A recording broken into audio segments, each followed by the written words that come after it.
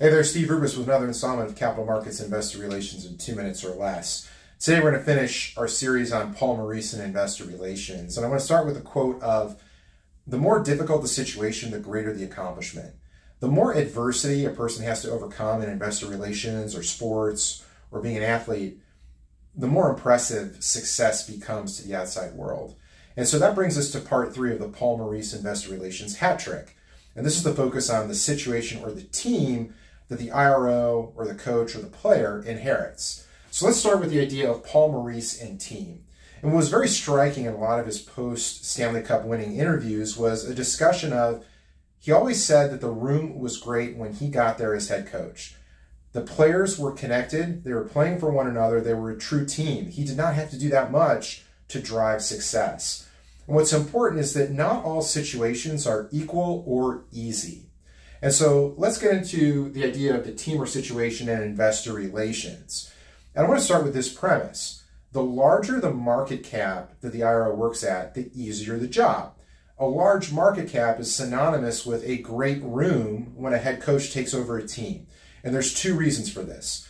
Number 1, a large market cap allows you to be very selective with who you have to talk to. You can pick and choose the investors you want to talk to, and it's not going to impact your stock price.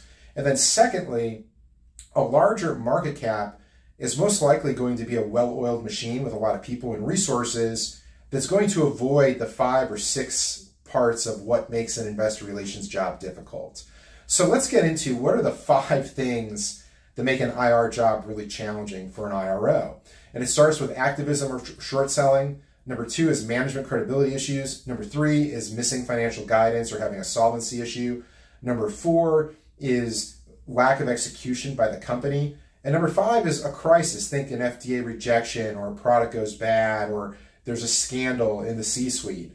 And it's these 5 things that are the road to impediment that make success so much harder. If an IRO can navigate successfully these 5 things and then do that in several stops, that's immensely value add for a management team going forward. And so let's get to the key learnings in terms of best-in-class investor relations. And the first one is, if an IRO has success in tough spots, that should be immensely valuable to a management team because it's going to protect you against downside risk when these bad things might occur at your company. And number 2 is the idea of replicable success in these tough spots. If a person has been able to be successful in the face of adversity over time in several different scenarios, that person is going to be successful going forward and a real value add to your team. If you need best-in-class investor relations, give me a call. I'd love to come work for you. Thank you.